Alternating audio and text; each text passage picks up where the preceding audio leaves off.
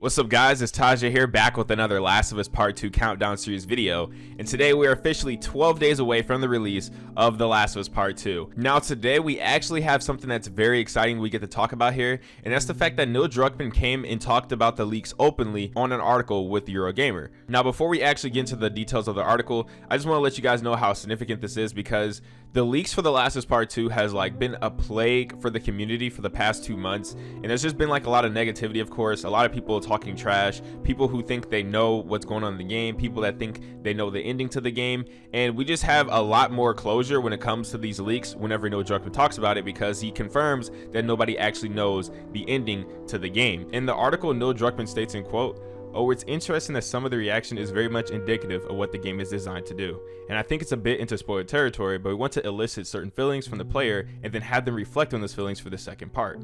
So for us, it's like, okay, we got the first part, now let's see if we can get the second part once the game is out there, because again, people just don't know. There's all these theories about what the ending is, but the ending is not out there. You actually don't know how it all comes together." So now I'm pretty much taking this as confirmation that the ending, of course, is not out there.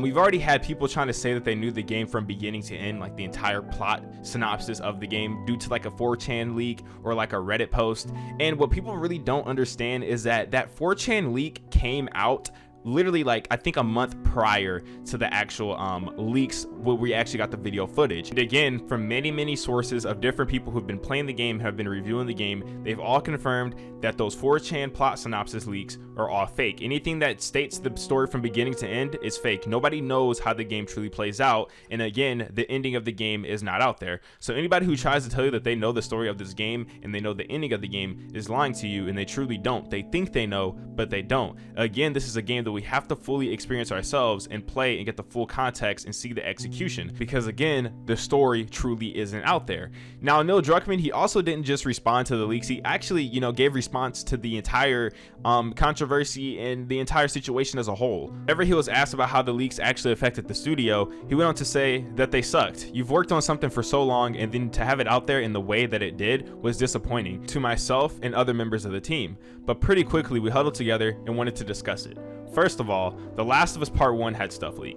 Uncharted 4 had a truck where the games were stolen off that truck early, and people were posting the ending early, and that didn't take away from anything at the end, because nothing compares to playing it. Nothing compares to being Ellie and feeling those moments, not just in cutscenes but in gameplay, conversations, the music, and the emotional effect that it has on you. And the story was constructed in such a way that it's really not about twists and turns. It's about slowly ratcheting the crank and feeling the tension with the choices the character makes. So okay, it sucks, but we know once people get their hands on it, they're going to feel what it is we're after, whether they've seen it or not.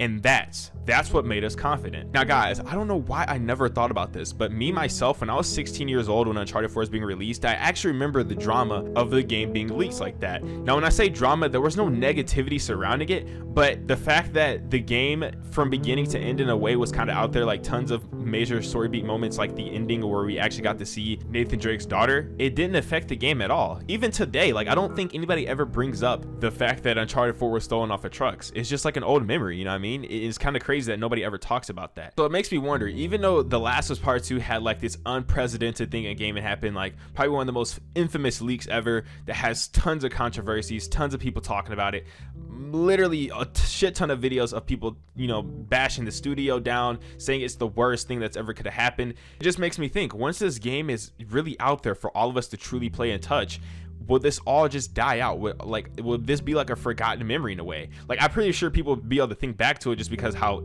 infamous it was. But what if again it would just play out just how Last of Us 1 played out in Uncharted 4, where the leaks really don't affect how the game does in the long run? And he's actually very confident in his product. The studio's very confident. So I mean, they're being positive about the situation. He came out and talked about it. I think the game's going to be fine. He also touched on another very big thing that people keep talking really bad about this game on, and that's just the diversity of The Last of Us Part 2. Druckmann goes on to say, and yeah, a lot of the misconception is oh, we're somehow sacrificing the story to win diversity points, and that's not how we work.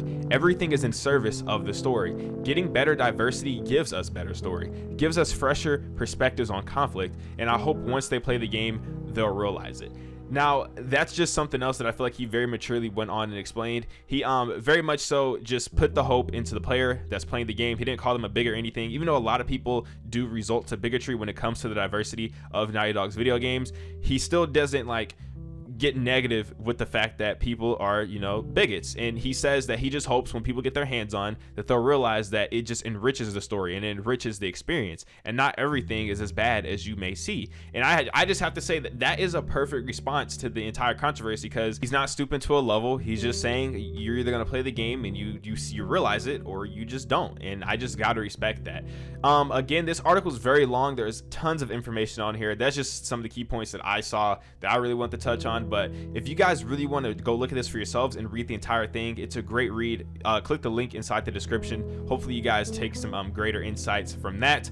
But yeah, I hope you guys all enjoyed the video. Again, this game, it has not been leaked. Nobody knows the ending, nobody knows the story, and I'm just very excited to get my hands on. And again, we're about 12 days away from the release of The Last of Us Part 2, so that's pretty sick. Hope you guys all enjoyed the video. Hope you guys are enjoying the countdown series. If you are, be sure to leave a like, as well as subscribe to the channel for brand new with post notifications on to stay up to date with the series. And I'll see you guys tomorrow with another banger.